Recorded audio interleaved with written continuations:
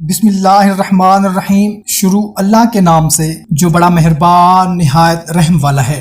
السلام علیکم میرے بھائیوں اور بہنوں، امید ہے آپ ٹھیک ہوں گے اور خوشحال زندگی گزار رہے ہوں گے۔ دوستو، قرآن پاک میں ہر مسئلے، ہر پریشانی، مصیبت، دکھ، تکلیف، بیماری کا حل ہے۔ قرآن پاک کے ہر لفظ کی اپنی شان ہے، ہر سورت کی اپنی فضیلت ہے۔ آج کی ویڈیو میں آپ کو سورہ مزمل کا ایک بہت ہی خاص وظیفہ بتانے لگا ہوں۔ آپ کی ایسی کوئی حاجت جو پوری نہ ہو رہی ہو، کوئی بھی ایسا مسئلہ جو کئی عرصہ سے آپ کو درپیش ہے۔ اب مسئلے، پریشانیاں، تکلیفیں، حاجتیں ہزاروں قسم کی ہوتی ہیں ہر انسان کی، جو وہ بالکل جائز ہوتی ہیں۔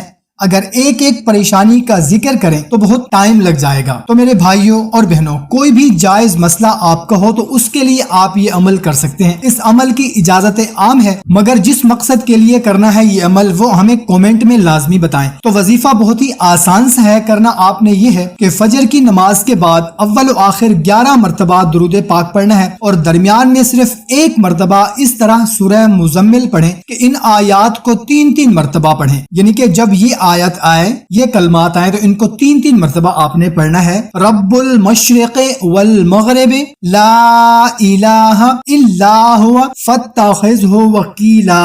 دوسرے نمبر پر ہے واللہ یقدر اللیل والنہار۔ تیسرے نمبر پر ہے یبتغون من فضل اللہ، اور چوتھے نمبر پر ہے واستغفر اللہ ان اللہ غفور الرحیم۔ یعنی کہ جب یہ آیت ہے تو ان کو 3 مرتبہ پڑھنا ہے اور پھر پوری سورت مکمل کرنی ہے۔ اس کے بعد اللہ کی حضور سجدہ ریز ہو کر دعا کریں، انشاءاللہ تعالیٰ کچھ ہی دنوں کے اندر آپ کی حاجت پوری ہوگی۔ اچھی بات کو شیئر کرنا صدقہ جاریہ ہے، اس کو شیئر کریں۔ ہمیں اجازت، اللہ حافظ۔